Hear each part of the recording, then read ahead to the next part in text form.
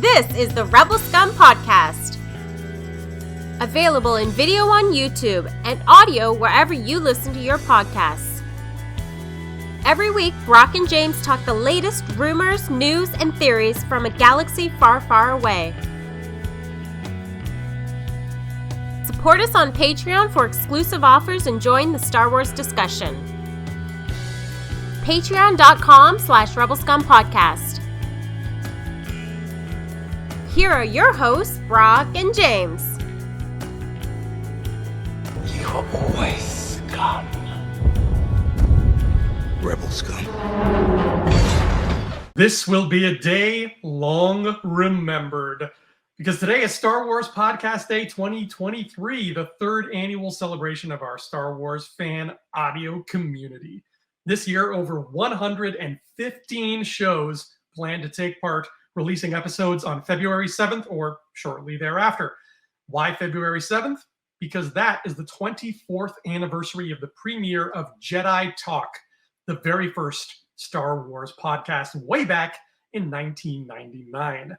You can search hashtag Star Wars Podcast Day, hashtag Star Wars Podcast Day 2023, or hashtag SWPD 2023 to find episodes commemorating the event. And we get this cool green logo, which looks awesome. And I kind of wish, like the Force Awakens. This was your dream. Yeah, this I like this a dream lot. for Star. Well, you wanted all. Didn't they all kind of use different colors though in the sequels? Didn't they? Weren't they? Yeah, they used green, yellow, red, and then blue. Yeah, which was kind of your dream. So maybe we'll get green eventually. Maybe the Damon Lindelof. He's Andrew Fantasia. I'm James Rosilla. Thanks for joining us. Star Wars Podcast Day. Great day. We weren't a part of this last year. You've never been a part of this, Andrew, but we weren't a part of this last year. We skipped last year, had a lot of busyness going on, but this year we're back. Rebel Scum Podcast is back. This is Unleashed. Mm-hmm. Thanks for joining us, everybody. Yeah. Goodbye. Thanks for tuning in. That's it. We're the world's shortest Star Wars podcast. Bye-bye. I hope everybody has a wonderful day. Just take off. just out of here. Oh, God. It is. It's a great day. And you know what?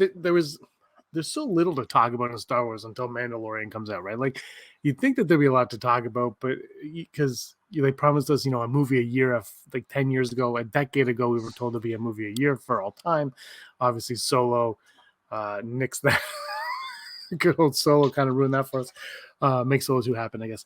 But yeah, let's talk a little bit about the music because we have gotten a lot of Star Wars, and I think where Star Wars is today is where George Lucas wanted it to go, which is serialized television, streaming. I don't think he knew what streaming was. I don't even think that was something he envisioned, but I think this is where I think this is his trajectory of Star Wars. I think this is where he ultimately kind of wanted it to end up. So that being said, we've gotten several shows: Mandalorian, Boba Fett, Obi-Wan Kenobi, and Andor. Am I missing a show? I mean, there's Bad Batch and Tales, like those. We should count those actually, because what we're going to talk about actually, I think those will tie into as well. We've gotten a lot of shows. Some that Lucas, he's never really been involved in any of them, but some you can really feel like Obi-Wan Kenobi is a very Lucas-centric kind of character, and obviously he was in, on the set of the first season of Mandalorian, holding that infamous photo of him holding, at the time, Baby Yoda. So we've got a lot of it. But Andrew, I wanted to talk today with you about the music of these shows, because we heard earlier this week there's reports from Bespin Bulletin and other sites stating that the composer of The Mandalorian, whose name I will let you address, will not be returning for season 3. He just came off of Black Panther, and I believe there's a few other. Creed 3 he also stepped away from. Just a very busy composer. Probably needs a break. Guy has been nonstop since like the beginning of this decade or last decade. So I want to know your thoughts on him stepping away from Mando season 3. Well, music and score have always been a big deal to me. I mean, you know that, James. Everybody who's kept up with the show knows that. I talk about that a lot. You never once mentioned music. Never, not even a little bit. I've never hummed a tune in my life. But I am in love with Star Wars music, as I think everybody listening to this probably loves a good Star Wars song. Ludwig Göransson is a busy man. I really would have butchered that name. I feel like if Hollywood has a shortage of one type of professional right now, it is like really talented composers for scores. Like they need more, because right now it's Ludwig Göransson, Michael Giacchino, and Hans Zimmer. Like nobody else is getting work. It's those three, and they're all fantastic. Especially Giacchino is my favorite. But you can't expect them to do every big movie. And Ludwig Göransson stepping down from Mandalorian, it's a little bit disconcerting.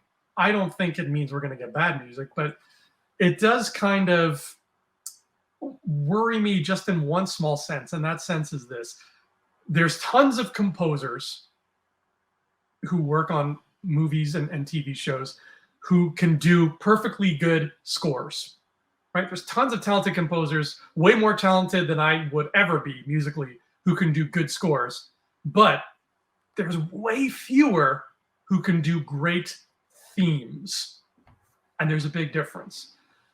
The Book of Boba Fett composer, Joseph Shirley, he does the score of Book of Boba Fett, but hum me one tune from the score of Book of Boba Fett. The only thing you can hum for me is the theme. And that was actually done by Ludwig Göransson. He made the Book of Boba Fett theme. That whole like do do do do do do do do do do do, the one that where they're like Fett, Boba Boba Fett, the one you hear in the credits over the beautiful what do you call it, concept art. So that's all Ludwig, and of course Ludwig gave us the Mandalorian theme too, which has become, at least for me, and I know probably for millions of other people, like a classic Star Wars tune. It sounds like something you would have heard in the 80s.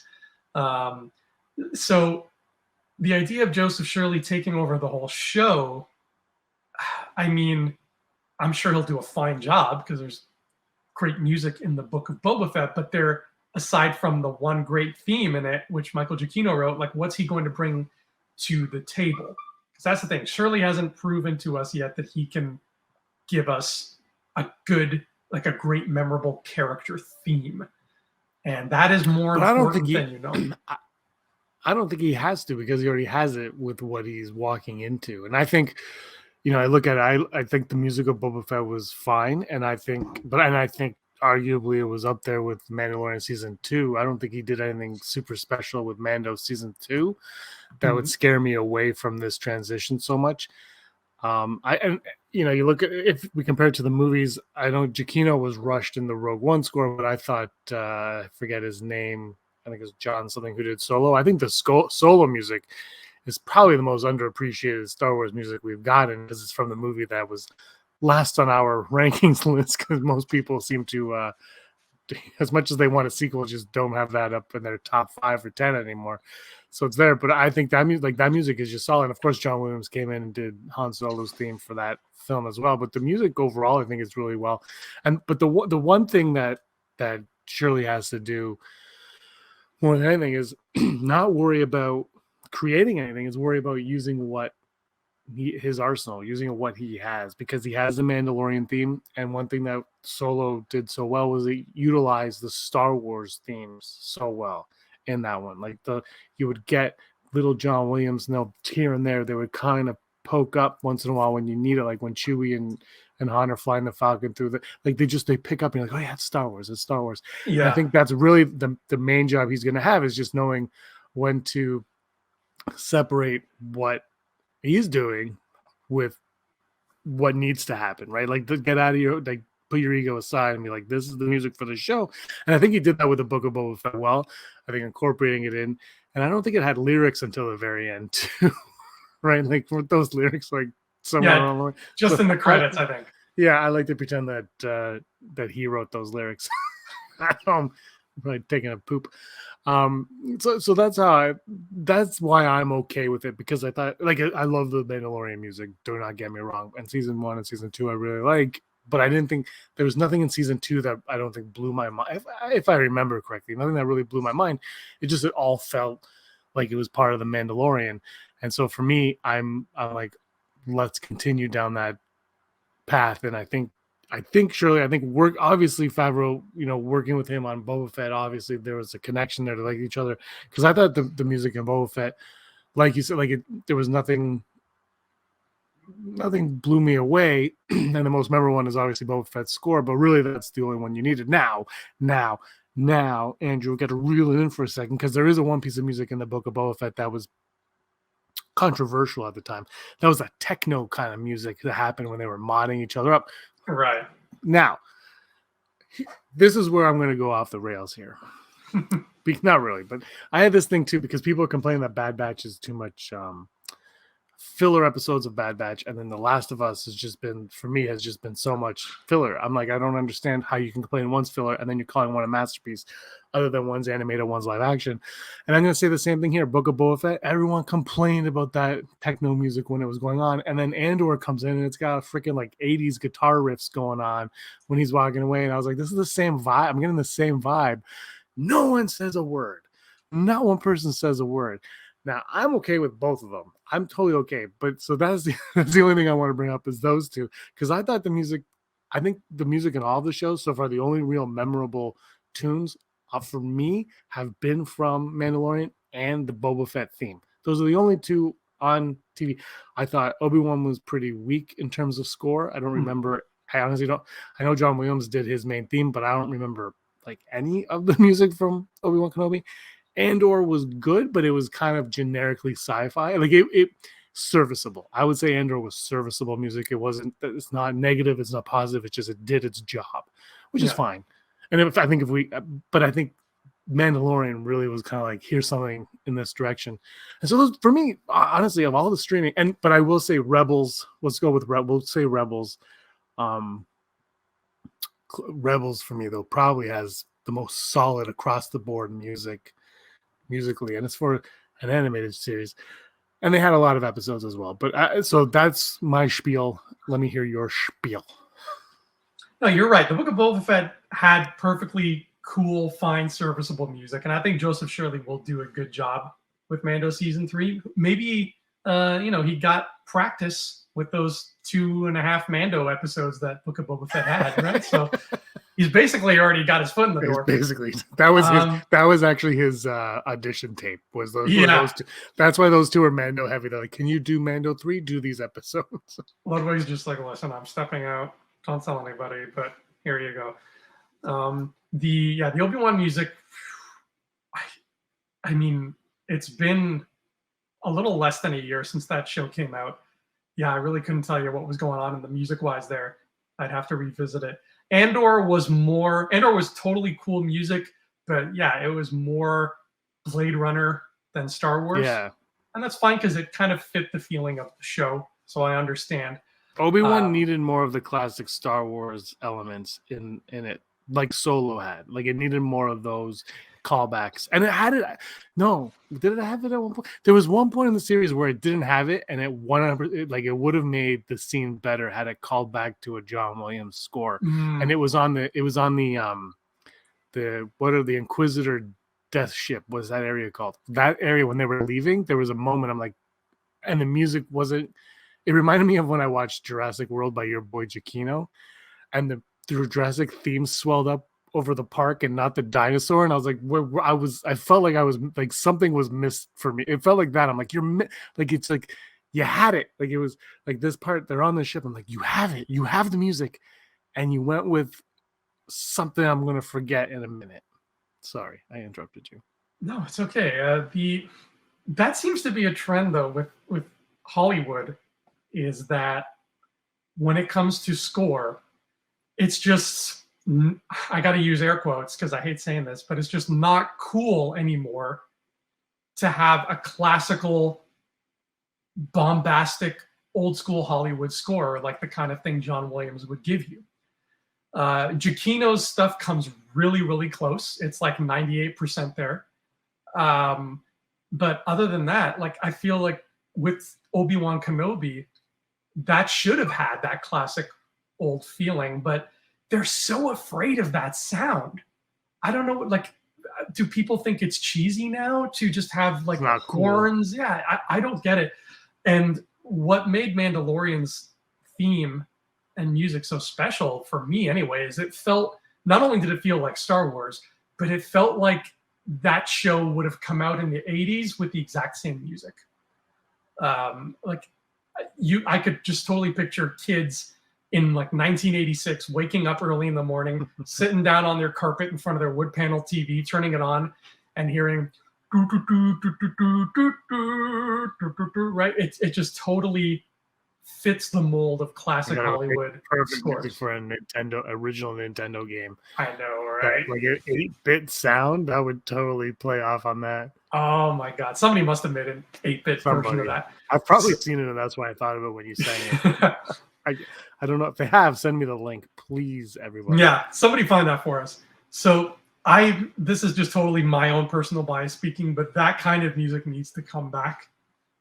I don't think, and I don't want to sound mean by saying this, but I don't think Joseph Shirley is going to be the one that gives it to us. But Star Wars is the place to bring it back. And, if John Williams is not going to do anymore, whatever the next movie is, they better find someone that's going to bring it back into the mainstream, because it's too important a piece of film history to just let it die out.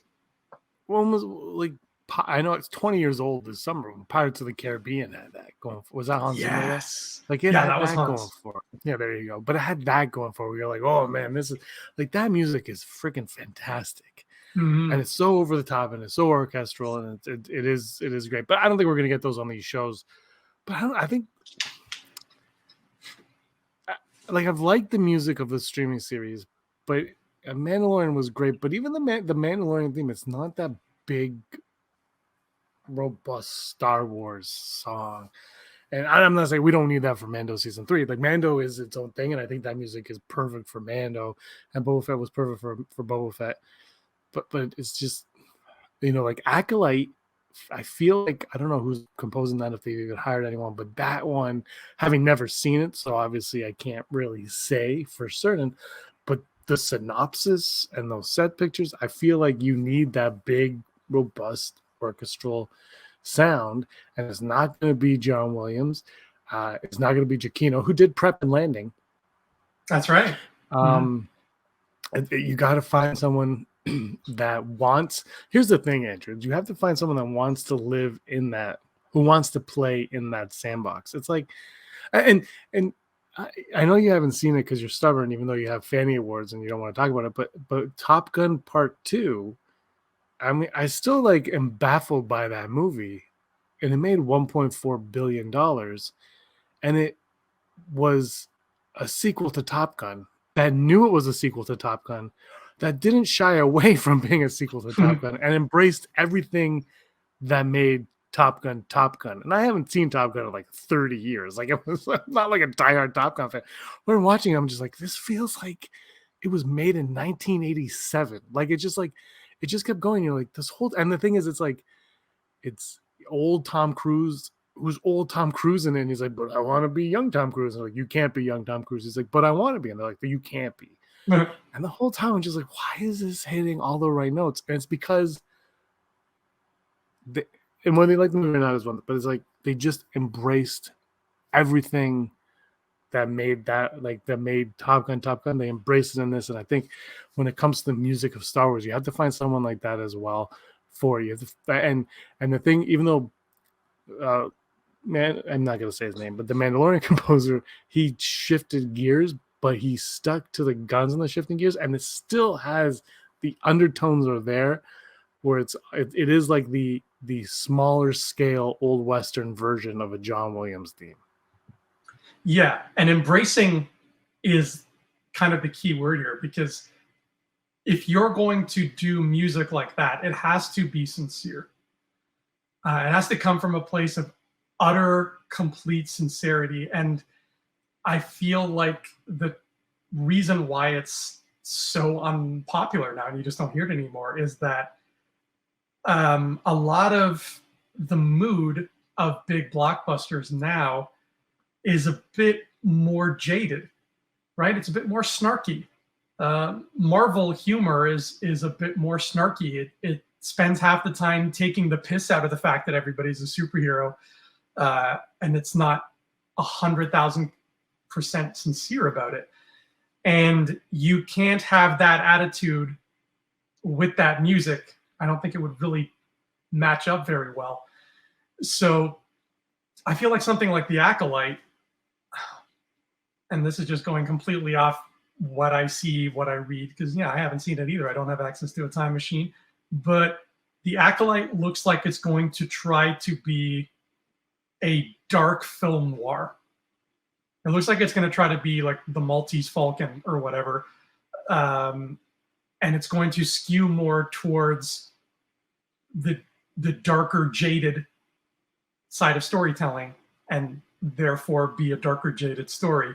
And I don't think we're going to get that kind of music in it, James. I think the best place for that to come back would be Skeleton Crew, because it's young people, it's the sincerity, it's the innocence, it's old school adventure, which is where Star Wars comes from. That's where it was born. But it's also going to take place in that Mando verse. Skeleton Crew is going to take place in the Mandoverse? I think it is. Yeah, I'm pretty sure that's been. And that's okay, because Mando takes place in a New Hope verse, and so anything's possible. But I think that's the right place for it. You just need sincerity, and just Hollywood really just lacks that now. They really just lack that sincerity when it comes to big imaginative things, because it's not cool to be a big imaginative thing anymore. I don't know. It's not cool to be that without being edgy about it, right? So it's lost. I think a lot of it's lost its way, and it tries too hard. And I think Star Wars, George Lucas tried very hard, but he did it effortlessly, so it feels like there was no trying whatsoever in that original trilogy. Like, it was effortless, and obviously it's not, but you have to make it seem that way. It's like when you watch Michael Jordan play basketball, it was effortless. It wasn't. LeBron James effortless. It's not. Right? Tom Brady, it's not. Those are all efforts, but they make it look effortless, and that's what it's got to be for these. But for some reason, you can feel the effort behind everything now. It's like everyone's just trying. It's like, don't try. Just quote Yoda. Yeah, be in that moment. You know what's a great example? Willow. The Willow movie has at least two that I can think of beautiful, sweeping orchestral themes. I can't remember who composed it. I think it was James Horner who did Willow. I could be wrong about that. There's a thing called Google, and it's a search I'm not familiar with that, James. I don't know. No, so I know you're not. That's why I'm going to do it. I'm going to do it for you, because I know that you're calling right now from an old McCain frozen orange can, so orange juice can. So I'm going to go on the. Yeah, I attach my orange juice can to my ham radio with a piece of string. It comes all the way down the however far away I am from you. But Willow flawless. has two beautiful themes, gorgeous themes, and then we get the Willow show, which I actually enjoyed. I think it's an even more fun story than the movie was, but it's trying so hard to be hip and modern and just like throw pop songs, throw rock songs, right? Those themes are virtually gone. You maybe hear hints of them once or twice, but it's all like contemporary pop music that's put in there. And by contemporary, I mean 80s, 90s, whatever. But it's the orchestral score is finito. So you need to lose that sense of trying to be cool and just embrace whatever story you're telling. And I think this comes from where my frustrations with Luke Skywalker and the sequel trilogy as a whole, starting from The Force Awakens, not when he's miserable in The Last Jedi, because I'm really indifferent to all that stuff. I'm like, it fit that. My problem was it felt like Luke Skywalker in a lot of these movies coming out now, which is why I think Top Gun stood out for me, because I love Ghostbusters Afterlife. I like it more than I thought I did. It's my new go-to movie, Andrew, when I need to put something. I've watched it probably 30 times since June. Yeah, well, when Erin was pregnant and I had to put up all the baby stuff, like the cribs and the dressers and stuff, I would put it on, and it was just I would just go to it. It was what I put on. So I've probably seen it honestly, maybe not the whole thing, but 30 times. I just put it on the other day. I'm sitting with Selena, we're just sitting there. I'm like, I'm gonna put on Ghostbusters, and it's just the one I put on because I half pay attention. But and I love that movie, but I'm like, this movie it needed more of the original Ghostbusters in it for the not for the movie itself, because the movie's fine without them, but I need it for the impact of the Ghostbusters at the end. And I think that the thing that threw me in with that and the Luke Skywalker moment and what you're saying with like Willow in a way is that it's not, these aren't coming from places of earnest, I guess, where it's like we're not in world, we are now the children that grew up with these writing these, and we're writing it from the outside perspective of them, not the inward perspective. And I think that's where things are getting shaken and messed up for me, because I've always been like Luke, like I said, last year Luke never bothered me, because I also Brock, I think, predicted that like 2 years before the movie came out. We were like, well, he's gonna be miserable, so I was ready for it. And it's Yoda and whatever. But the problem was in the Force Awakens when they're like, he was a myth. I'm like, but Luke wouldn't. I don't think he would have allowed that to happen. Like it's so like the idea of Luke being this heroic character is more from the writers looking in on Luke than the universe looking in on Luke. And I feel like that's the same way with a lot of the music. It's like, oh, this is how we're going to approach the music because when I watched Willow in 1988, I was listening to Jenny, what's your number? And then now it's that. Like it's like that's how I feel like a lot of these things are. It's like we're looking at it from our own personal perspectives on it, but not the perspective of the in-universe. Yeah, that's that. There is that disconnect. You're absolutely right. It exists, and I have not seen Top Gun Maverick, but I'm happy to hear that it is 1,000% just embracing the world of Top Gun, and that is a perfect answer to my question of like, why are so many people raving about Top Gun Maverick? If that's the case, then yeah, absolutely, that would be a perfect answer to that. I still think the best legacy sequel ever made is Cobra Kai, because they embrace it too, and even the music in Cobra Kai sounds like 80s music. Yeah, I've heard that. I've heard that. I haven't seen that. I heard it's really good, but they're probably on the same page where, for me, Top Gun was the best of the legacy sequels that I've seen, because it just did everything. And I haven't seen Cobra Kai, but it just did everything. I'm just like, it's not a perfect movie. Don't get me wrong. Like I did feel like it kind of just kept going at the end. I'm like, okay, I'm ready to, let's call it a day. But like, we talk about this all the time. When like Dewey showed up in Scream, I was like, that was the most, to me, organic way to get a OG character a legacy character into the prequel, because I thought Han Solo was kind of forced, and Ghostbusters are 100% forced, and can't remember other ones. But like those are but Top Gun's just like, oh no, it's about Top Gun. Like it doesn't force anything. It's just and it doesn't try to like. There's no like the message. There's a message, but it's not forcing it. Like it did feel like it. And so Cobra Kai, everybody loves Cobra Kai though. Like it's gonna end. It's gonna end next year. The last season's coming up. So Cobra Kai. Oh, but they're making Karate Kid 5 though, or 4. I've heard that as well. I've heard they're doing a movie that I don't know what they're gonna do with that, but no, Cobra Kai is in the same vein where nothing will feel forced at all, but it's the kind of thing where like if this was, let's say Cobra Kai was like a Ghostbusters legacy sequel instead of a Karate Kid legacy sequel, it'd be the kind of thing where, for example, one episode would come on and all of a sudden you would be seeing, what's her name? Is it Jennifer, the girl at the beginning that's doing the shock therapy thing with Venkman? Like imagine an episode where she shows up and the guy who was chewing the gum, who's getting shocked, they show up and it would not be forced at all. And they would become like fascinating characters, and they would interact with people that you wouldn't think they'd interact with. Like they would be interacting with like Walter Peck or something, and it would be like a genuinely like interesting episode. Like that's how Cobra Kai works. You're like, oh my God, that bit player from Karate Kid Part 3 is suddenly like hanging out with Ralph Macchio, and it makes total sense how they got to this moment. And like now I'm invested in that character. I don't know how they do it, man. They're magic. We need to start a Cobra Kai podcast. What you could do it while I'm watching it for the first time. That could be called Talk First, Talk Hard, No Mercy. I think Brock and I had an idea for a podcast where I just read the Harry Potter books for the first time, and we talked about them while I read them, because I've never read those books. I like the movies quite a bit. I own them all. I even own 2 of the 3 Fantastical Beasts movies. I enjoy them, but I've never read the books because I'm an adult, and the books were never really. And I was like, the worst was when they're like, we're going to turn this.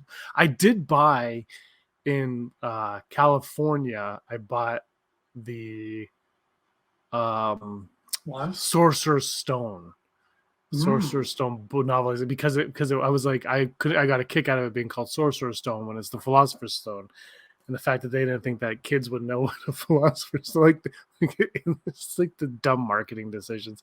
No, I did want the wand, Andrew, at Universal Studios. I talked to Aaron. We were at Universal Studios the year we were at Star Wars Celebration, and I said, Aaron, I'm gonna buy a Harry Potter wand, and she said, no, you're not.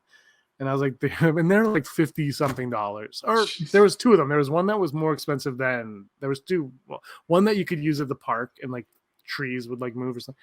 So I was like, I'm gonna get one. I can get the cheap one, but I'm gonna get one. And she goes, no, you're not. I said, but if they have Kenneth Branagh's wand, I'm getting Kenneth Branagh's wand. And she goes, fine. Like that was like the thing because he's my favorite character, and he's I don't even know his name. Lightheart, Coldheart. He's not a real wizard. He's terrible. So I like Kenneth Branagh quite a bit, even though I don't like Thor. So I go in and I'm looking at all these wands, and they have thousands of wands. There's probably like 5, but there's like just like a wall of all these wands. And I'm looking and I'm like, Brock, what is the guy's name? And Brock, I think just like in the moment, like under pressure, forgot, or he didn't listen to me and he walked away. One of them. and I'm like, I need the wand. And then the worker comes up, and they're all in character, right? Yeah. And I was like, I need Kenneth Branagh's wand. You put it in my hand, I will give you this credit card. And she looked at me dead in the eyes and said, sir, we only have real wizard wands here. And I said, card back in my pocket. And I left. I was like, that was they had some really cool looking ones there. They had like the death snoke things. What are they called? The tree beard. Anyway, they had some really cool looking wands, but I was like, I only wanted Kenneth Branagh's wand, and they wouldn't sell it to me. Yeah, the wizards don't know who Kenneth Branagh is, James. No, she corrected me with his name. She was like, Lockhart? Is it Lockhart? Yeah, Lockhart. I think it's Lockhart. She corrected me like right away. She's like, blah blah blah. I was like, yeah, I guess. And then she goes, we only have real wizard. I'll never forget. And I think Brock laughed. He had a good laugh, and I walked out, and Aaron was very happy that I didn't waste my money on the stupid one. Yeah, the wizarding world doesn't love him because he's a big old fraud. I mean, everything in the wizarding world is a fraud, so he would fit right in. It's a great place. I've heard Super Nintendo World is phenomenal. Mm-hmm. Not that I know anyone personally that's been, but they had like a thing, and some people have been tweeting pictures of them in there, and it was a great time. And whatever. Yeah, maybe one day. I don't know. Theme parks are not especially my thing. Plus, I'm spending. I think you'd really like the Wizarding World. Maybe. You're a big Harry Potter fan, right? I am, but I don't know. Something about being in a theme park where it's like that person is being paid to speak to me in a British accent, like it creeps me out. You know what? There wasn't too many of those, but there's like you get a kick out of that, and you would love Avatar Land in Disney World. Because even I liked Avatar Land, and you know how I am with Avatar. Even before it was cool to be my way about Avatar, which I don't think it is anymore. I can't tell. It is not cool. But the thing is, though, no. But nobody still wants to admit that they like. It's like the Nickelback of movies. It's like nobody wants to admit. I haven't seen Avatar 2, but clearly people have seen it many times.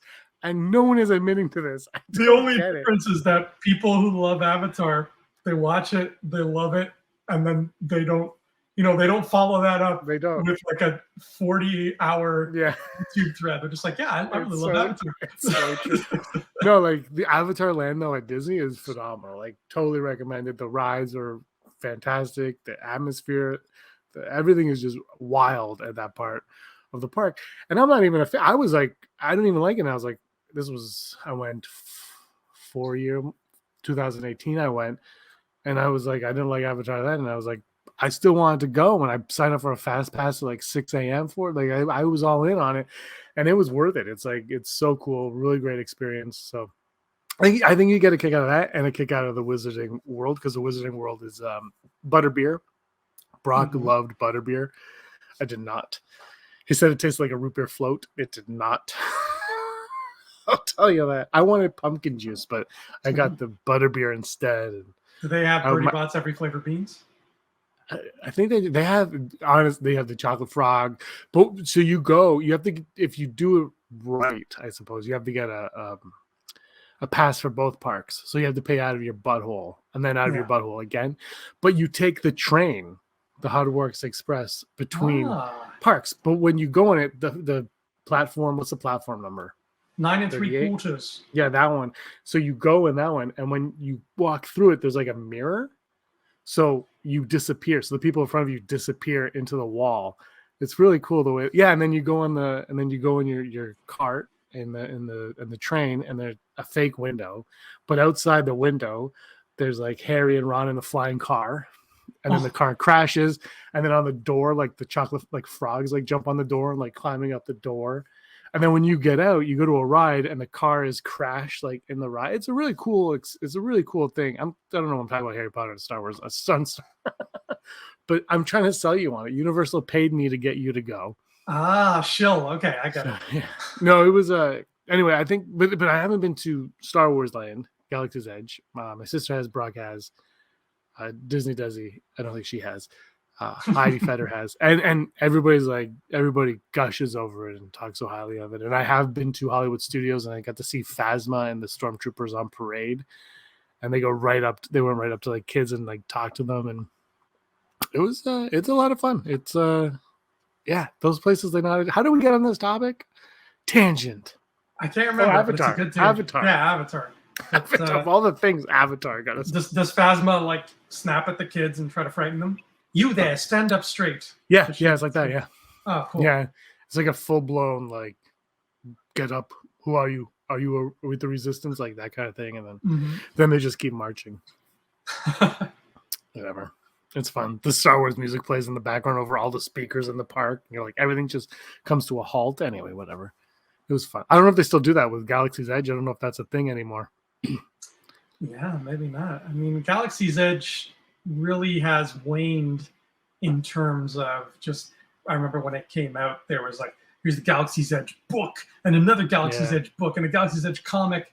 And I think they even had an art book for it.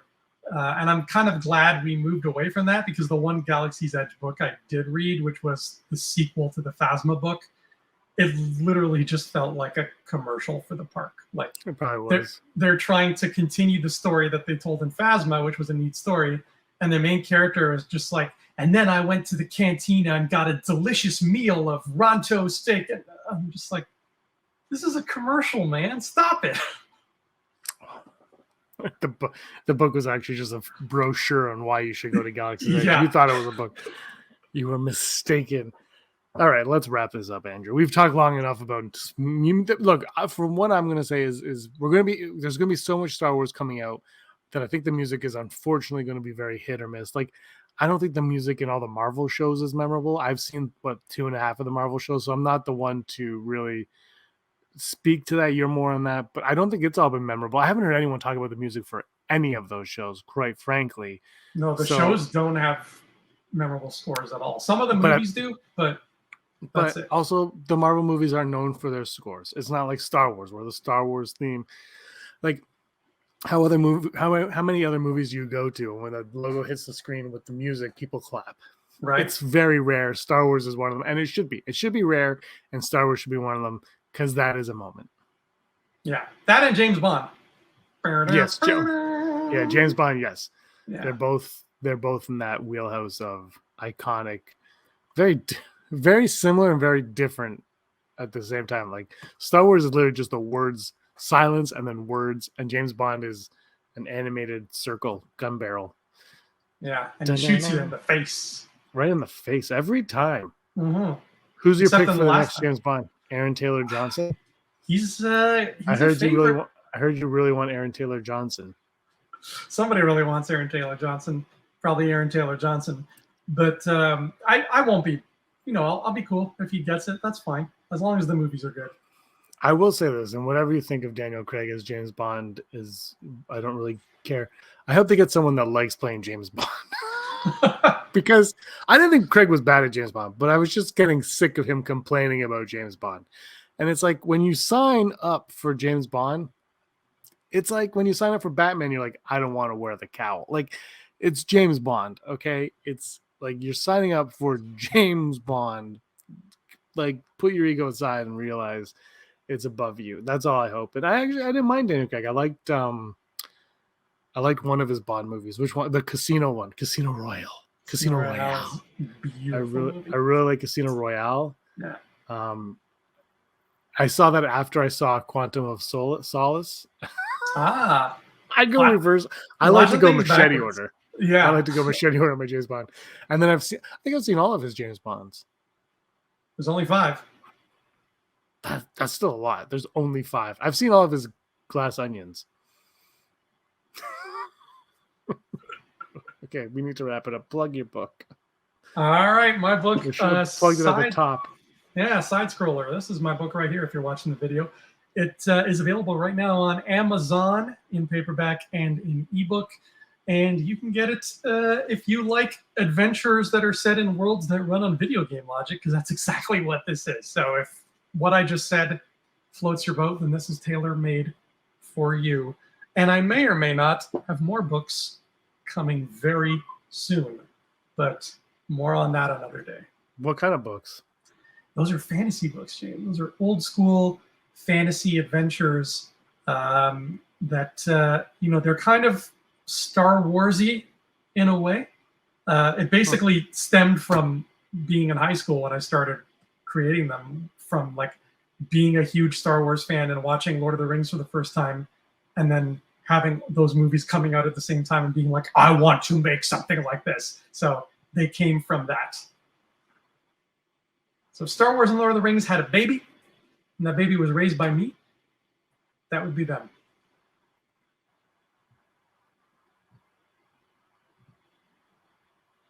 All right. Well, there you go, everybody. Go on Amazon, buy Andrew's book. You know you want to.